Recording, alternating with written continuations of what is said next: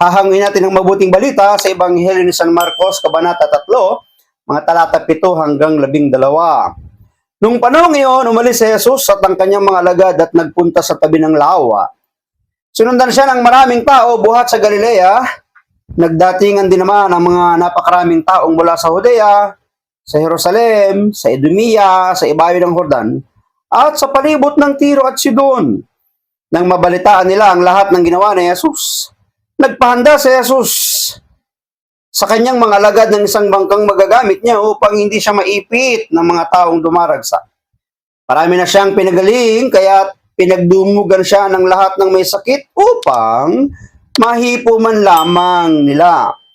Bawat inaalihan ng masamang espiritu na makakita sa kanya ay nagpapatira pa sa harapan niya at sumisigaw, "Ikaw ang anak ng Diyos!" At mahigpit silang pinagbawalan ni Jesus, ayaw niyang ipagsabi kung sino siya. Pagpalain ng Panginoon ng pagkabasa ng kanya pong mabuting balita. Sa atin pong pagbasa ay ang Panginoong Jesus at ang kanyang mga alagad ay nagpunta sa tabi ng lawa ng Galilea. At mapapansin natin na ang mga tao, sabi sa ating pagbasa, ay sinusundan siya kahit saan siya magpunta. Nanggagaling ang mga tao sa iba't ibang dako. Bakit? Ano naman ang dahilan? Pinagsasadya siya sapagkat mayroon silang malaking napapala sa Panginoon. Gumagaling ang mga may karamdaman, lumalaya ang mga taong inaalihan ng masamang espiritu. So, dinudumog siya kahit saan siya magpunta. Parang sa atin din kapanahunan, kapag may namimigay ng biyaya, kapag may namimigay ng ayuda, kapag may nagpapakain, namimigay ng anuman, maya-maya dudumugin yan. Mamaya magugulat ka na lang ang daming tao. Bakit? Kalat ang balita, may namimigay doon. May nagpapakain doon. May nagbibigay ng ayuda doon. Para doon. O, di ba? So, sabi ng ating binasa, ang Panginoong Yesus ay nakiusap na siya ay ikuha ng isang bangkang magagamit para lumayo-layo sa tao, para hindi siya maipit. So, ang Panginoong Yesus din, para siya ay makapaglingkod at makapagmisyon, makapangaral, kailangan din niyang dumistansya sa mga tao sapagkat siya ay nagigipit, naiipit. Kasi gusto siyang mahipo eh. Alam naman natin ang Panginoon makapangyarihan ng araw. Baka hipo man lang, di ba? Kagaya ng babaeng ginurugo, mahipo ko man lang laylay ng kanyang damit. So, dumistansya siya. Lumayo ng konti. Para ano? Hindi siya maipit na mga taong dumaragsa na galing sa iba't ibang dako. Puntahan na po natin ang pinakasusing salita ng ating pagninilay. Pinagdumugan siya ng lahat ng may sakit upang mahipo man lamang nila. Sa dami ng suliranin sa mundo, sino bang ayaw humawak sa pag-asa?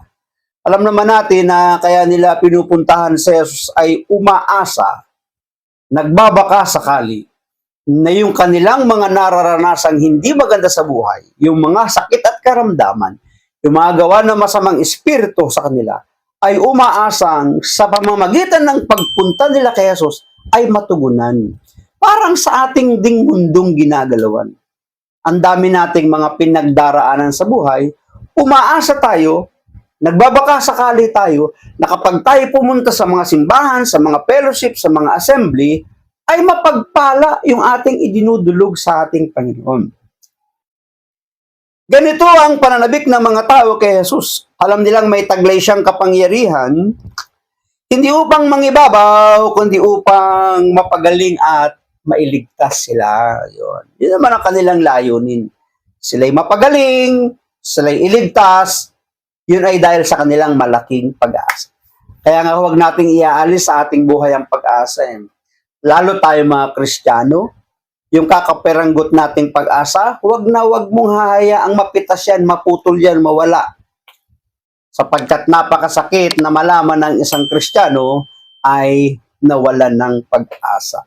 Sa kabilang dako, sa unang pagbasa, nakita natin siya rin Saul na unti-unting nilamon ng inggit kay David. Mula sa papuri ng bayan, umusbong ang takot at selos hanggang umabot sa pagnanais niyang ipapatay si David. Ang tapat at inusinting lingkod ng Diyos, di ba? Dahil sa galit, inggit, selos, sapagkat yung palakpak, yung parangal ng tao, dati sa kanya ibinibigay, ngayon kay David na ibinibigay. Kaya para mawala itong taong ito, para sa kanya na pinapalakpakan at bumalik sa kanya ang palakpak, kailangang i-liquidate ito. Kailangang maalis ito sa landas na kanyang nilalandas, di ba? Isang malaking salungat, ang mga tao ay dumulog kay Jesus upang mabuhay. Samantalang si Saul ay nagpaplano ng kamatayan, ang pagkakaiba, si Jesus ay puspos ng awa. Si Saul ay binihag ng inggit. Di ba? Ngayon, mga kapatid, kayo pong nakakapakinig ng video ito. Nasa kaninong panig tayo? Kay Jesus na puspos ng awa o kay Saul na binilanggo, binihag ng inggit? Kaya ano ang kanyang plano, bala? Di papatay. Sino? Si David.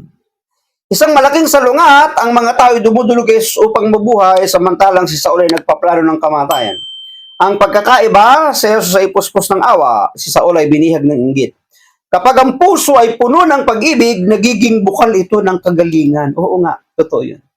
Kapag ang isang tao mayroong pag-ibig, minsan, bumubukal sa kanya ang himala ng Diyos, ang pagpapagaling. Kaya ang sino mang makausap niya, gumagaling ang karamdaman, gumagaling yung damdamin, gumagaling yung isipan, napapanatag ang magulong kalooban. Bakit? Puspos ng pag-ibig, puno ng pag-ibig. Nagiging bukal ito ng kagalingan, pero kapag pinangingibabawa ng selos o inggit, unti-unti nitong sinisira ang ating ugnayan sa Diyos at kapwa. Piliin nating tumindig para sa katotohanan at kabutihan kahit pa ito'y laban sa pansariling interes o damdamin ng iba. Sa halip na mainggit, purihin mo ang isang taong pinagpala ngayon. Gawin mo ito ng taimtim bilang pasasalamat sa Diyos. Ano ang payo sa atin ngayon ng ating pagninilay? Sa halip na tayo ay mainggit, purihin natin ang isang taong pinagpala, ginabayan, pinasagana ng Diyos. At kapag tayo'y nagbigay ng parangal, pagpupuri sa kanila, malay mo, bumalik sa atin yung pagpupuri natin at tayo din naman ang pagpapalain ng Panginoon. Maraming salamat at pagpalain tayo ng ating Panginoon na kailangan palaging sambit. Hayaan natin ang Diyos, ang palaging mga Diyos sa ating buhay. Bye-bye!